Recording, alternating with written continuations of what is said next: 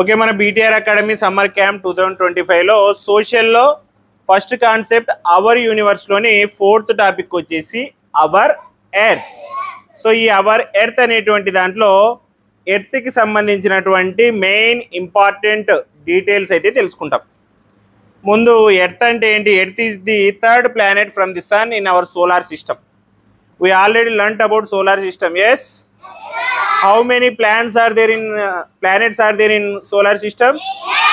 8 planets. So Earth is the third planet from the sun. Okay. Earth is the third planet from the sun in our solar system. It is the only known planet to support life. So in all 8 planets, only the Earth have life. మిగతా ఉన్నటువంటి 8 ప్లానెట్స్లో, solar సిస్టంలో ఉన్నటువంటి 8 ప్లానెట్స్లో కేవలం ఎర్త్లో మాత్రమే life అనేది ఉంది. అంటే జీవులు అనేటువంటి వాళ్ళు కేవలం ఎర్త్లో మాత్రమే ఉన్నారు. Because of its atmosphere, liquid water and suitable temperature range. Why only earth have life in this solar system? Because earth have suitable atmosphere. భూమి యొక్క అట్మాస్ఫియర్ అనేది లైఫ్కి సపోర్ట్ చేసేలాగా ఉంది. And also liquid water. ఈ భూమి మీద వాటర్ అనేది ఉంది. Our body is 90% of water. అవునా? మన బాడీలో ఎక్కువ శాతం నీళ్ళే ఉంటాయి. And suitable temperature range.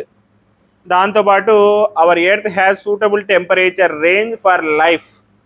ఈ భూమి మీద ఉన్నటువంటి ఈ ఉష్ణోగ్రత అనేది కరెక్ట్గా జీవి బతికేలాగా ఉందంట. మరీ ఎక్కువ లేదు, మరీ తక్కువ లేదు. And we have some important points about the Earth. Earth position from the sun is third. Earth is the third planet from the sun. And the type of Earth is terrestrial planet. Earth is a terrestrial planet. Terrestrial planet means rocky planet. అంటే ఈ ప్లానెట్లో ఎక్కువగా రాళ్ళు మరియు నీళ్లు, ఈ రెండింటితో కూడుకొని ఉంది.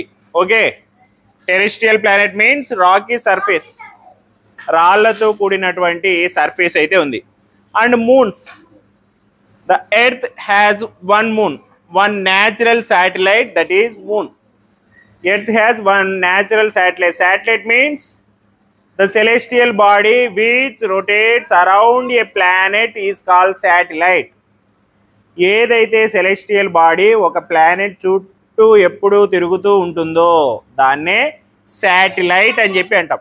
And earth has one natural satellite, that is moon. చంద్రుడు, భూమి చుట్టూ చంద్రుడు వచ్చేసి ఎప్పుడూ తిరుగుతూ ఉంటాడు. And atmosphere mainly nitrogen 78% and oxygen 21%. In Earth atmosphere, the gas nitrogen is 78% and oxygen is 21%. ఈ భూమి మీద ఉన్నటువంటి ఈ గ్యాసెస్లో, ఈ గాలిలో వచ్చేసి 78% నైట్రోజన్ గ్యాస్ ఉంది అండ్ 21% ఆక్సిజన్ గ్యాస్ ఉంది. Okay. And unique features support life, has liquid water on the surface and a protective magnetic field. Unique features that only have earth. ఎర్త్కు మాత్రమే ఉన్నటువంటి ప్రత్యేకమైనటువంటి లక్షణాలు ఏంటంటే సపోర్ట్ లైఫ్. ఈ భూమి అనేది జీవానికి సపోర్ట్ చేస్తుంది, జీవులు నివసించడానికి సపోర్ట్ చేస్తుంది. Has liquid water. కేవలం ఈ 8 ప్లానెట్స్లో భూమి మీద మాత్రమే నీళ్ళు అనేటివి ఉన్నాయి. మిగతా దేని మీద నీటి కోసం వెతికినా ఎక్కడా కూడా లేవు. And a protective magnetic field. కేవలం భూమికి మాత్రమే ఒక మ్యాగ్నెటిక్ ఫీల్డ్ అనేది ఉంది. దానివల్లనే ఏమవుతుంది? గ్రావిటేషనల్ ఫోర్స్ అనేది ఉంది. గ్రావిటేషనల్ ఫోర్స్ వల్లనే మనమందరం భూమి మీద నడవగలుగుతున్నాం. అన్ని వస్తువులు భూమి మీదనే ఉన్నాయి. అవునా? So these are the key features of earth. And next constellations. ఈ ఎర్త్ గురించి అర్థమైందా? మెయిన్గా మనకు గుర్తుంచుకోవాల్సినటువంటి పాయింట్స్ ఏమంటే ఎర్త్ అనేది సన్ నుంచి third planet and earth supports life and earth has one natural satellite, it name is moon. And on earth atmosphere there is 78% of nitrogen and 21% of oxygen. తర్వాత ఇవి మనం బాగా గుర్తుపెట్టుకోవాల్సినటువంటి points. Next constellations also the important topic in our universe. మన our universe అనేటువంటి టాపిక్లో constellations అనేది కూడా చాలా ఇంపార్టెంట్ టాపిక్. ఎందుకంటే constellations are recognized by our ancestors. మన పూర్వీకులు ఎప్పుడో కొన్ని వందల సంవత్సరాల క్రితమే కాన్స్టలేషన్స్ అనేటువంటి వాటిని గుర్తించినారు. కాన్స్టలేషన్స్కి ఎగ్జాక్ట్ తెలుగు మీనింగ్ ఏంటంటే నక్షత్ర మండలాలు. కాన్స్టలేషన్స్ని తెలుగులో ఏమంటారు? నక్షత్రాలకు సంబంధించినటువంటి కొన్ని ఇంపార్టెంట్ పాయింట్స్ అయితే ఇందులో తెలుసుకుంటాం. Constellations are group of stars that forms recognizable patterns in the night sky. Simply, constellations are patterns which are arranged by stars. Constellations అంటే సింపుల్గా ఏంటంటే ఆకాశంలో రాత్రిపూట నక్షత్రాల వల్ల ఏర్పడినటువంటి కొన్ని ప్యాటర్న్స్నే కాన్స్టలేషన్స్ అంటారు. మనం రాత్రి పడుకున్నప్పుడు ఇలా చూస్తే 3 నక్షత్రాలు ఒక రోలో ఉంటాయి, అవునా? రకరకాల ఆకారాలు అయితే ప్యాటర్న్స్ అయితే కనబడుతుంటాయి.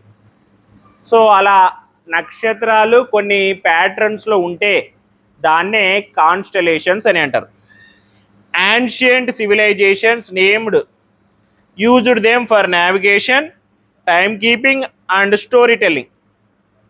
So our ancient civilizations, our ancestors named some constellations. మన పూర్వీకులు ఏం చేసినారంటే ఈ కాన్స్టలేషన్స్కి నేమ్స్ పెట్టినారంట. ఓకే, నేమ్ పెట్టి దేనికోసం ఉపయోగించినారంట? ఫస్ట్ వచ్చేసి నావిగేషన్ కోసం ఉపయోగించినారంట. Whenever they are in oceans they used these constellations for navigation. ఎప్పుడైతే వాళ్ళు సముద్రంలో ప్రయాణిస్తున్నారో ఆర్ ఫారెస్ట్లో వెళ్తూ ఉన్నారో దారి తెలియనప్పుడు ఈ కాన్స్టలేషన్స్ని చూసి వాళ్ళు ఆ దిక్కులో వెళ్ళేవాళ్ళు. And second one is time keeping. Some constellations will appear on certain time in night. కొన్ని నక్షత్రాలు ఏమవుతాయంటే ఈ కాన్స్టలేషన్స్ నక్షత్ర మండలాలు ఏమవుతాయంటే కొద్ది సమయం మాత్రమే కనబడతాయి, కొన్ని సమయాల్లో కనబడవు. సో ఏం చేసేవాళ్ళంటే తెల్లవారుజామున అయింది అనడానికి కరెక్ట్గా తెల్లవారుజామున 3 గంటలకి ఒక కాన్స్టలేషన్ కనపడేదన్నమాట. అప్పట్లో పల్లెటూర్లలో చెప్పేవాళ్ళు. ఇంకా పొద్దు పొడిచింది అని చెప్పి దానిని చూసి వాళ్ళు లేచి వాళ్ళ పనులు వాళ్ళు చేసుకునేవాళ్ళు, తెల్లవారుజామున ఏదైనా పని ఉంటే. అట్లనే కరెక్ట్ అర్ధరాత్రి కొన్ని కాన్స్టలేషన్స్ కనపడేవి. వాటిని చూసి కరెక్ట్గా నడిపొద్దు అయింది అని చెప్పేవాళ్ళు, అంటే అర్ధరాత్రి అయిందని చెప్పేవాళ్ళు. So constellations are used for time keeping and story telling. కొన్ని కాన్స్టలేషన్స్ని యూజ్ చేసుకొని కొన్ని కథలు అనేటివి తయారు చేసినారు. సో అలా స్టోరీ టెల్లింగ్ కోసం కూడా కాన్స్టలేషన్స్ యూజ్ చేసేవాళ్ళు.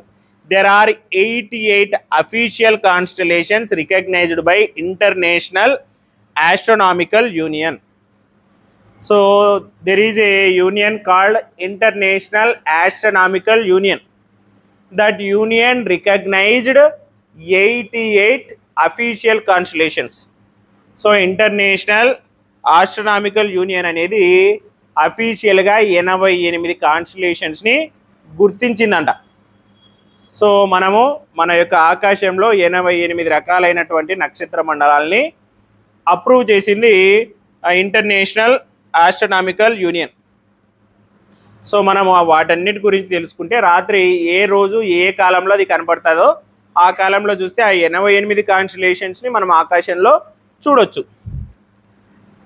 And we have some constellations examples. There are mainly 6 constellations are there in our Hindu mythology and also our Indians used this 6 constellations and our Indians believe this 6 constellations. ఇక్కడ ఒక 6 constellations అయితే ఉన్నాయి. మెయిన్గా Hindu mythology and Indians వీళ్ళు ఎక్కువగా ఈ 6 నక్షత్రాల మండలాలని నమ్ముతారు, గుర్తించినారు. Number 1 is Orion. known as the hunter, easily recognized by Orion's belt 3 stars in a row. So first constellation name ఏమి? Orion. What is the first constellation name? Orion. So Orion known as the hunter easily recognizable by Orion's belt. ఈ Orion ని ఏమంటారంటే Hunter అని చెప్పి అంటారు. ఇవి ఎలా ఉంటాయంటే 3 నక్షత్రాలు ఒకటే రోలో ఉంటాయి. మనం ఎవ్రీడే రికగ్నైజ్ చేయొచ్చు దానిని. బాగా చీకటిగా ఉన్నప్పుడు బాగా ఎవ్రీడే కనపడతాయి. 3 నక్షత్రాలు ఒకటే రోలో ఉంటాయి. వాటిని ఓరియన్ అని చెప్పి అంటారు. Okay. Second Ursa major contains the big dipper used for navigation, and Ursa Major is the brightest star in the sky. Dipper అంటే బాగా వెలుతురు అని చెప్పి. ఇది ఎలా ఉంటుందంటే ఇలా బాగా వెలుగుతూ వెలుగుతూ వెలుగుతూ ఉంటుంది ఆకాశంలో. And this star is useful for navigation. ఈ స్టార్ని నావిగేషన్ కోసం యూజ్ చేసుకుంటారు.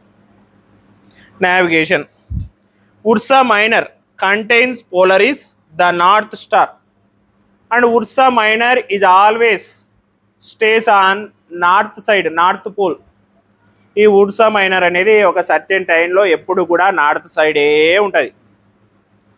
కేవలం నార్త్ సైడ్ ఒక సర్టెన్ టైంలో కనపడుతుంది. సో ఆ స్టార్ కోసం వెతికి మనం నార్త్ సైడ్ వెళ్తున్నామా లేదా అని చెప్పి ఈ నావిగేటర్స్ ఆ స్టార్ కోసం వెతుకుతారనమాట. సో అది ఉర్సా మైనర్, ఇది ఉర్సా మేజర్. తర్వాత కాసియోపియా, W shaped constellation.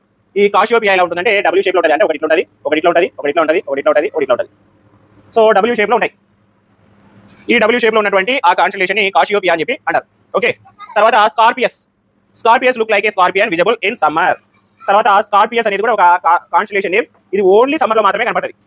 And it looks like a scorpion. ఇది చూడడానికి ఎలా ఉంటుందంటే స్కార్పియన్ లాగా ఉంటుంది షేప్. అంటే ఏమంటారు స్కార్పియన్ అంటే ఒక తేలు లాగా ఉంటుంది. Next finally 6th constellation is Leo. Resembles A lion visible in spring. Last constellation name వచ్చేసి లియో. లియో అంటే అర్థం ఏంటంటే సింహము అని అర్థం. ఇది ఓన్లీ స్ప్రింగ్ సీజన్ లో మాత్రమే కనబడుతుంది. Okay. This is about constellations and main 6 examples for constellations. అర్థమైనా? ఈ రోజు ఎర్త్ కి సంబంధించినటువంటి ఇంపార్టెంట్ ఫీచర్స్, కాన్స్టలేషన్స్ అండ్ వాటికి 6 ఎగ్జాంపుల్స్ అర్థమైనా? ఓకే.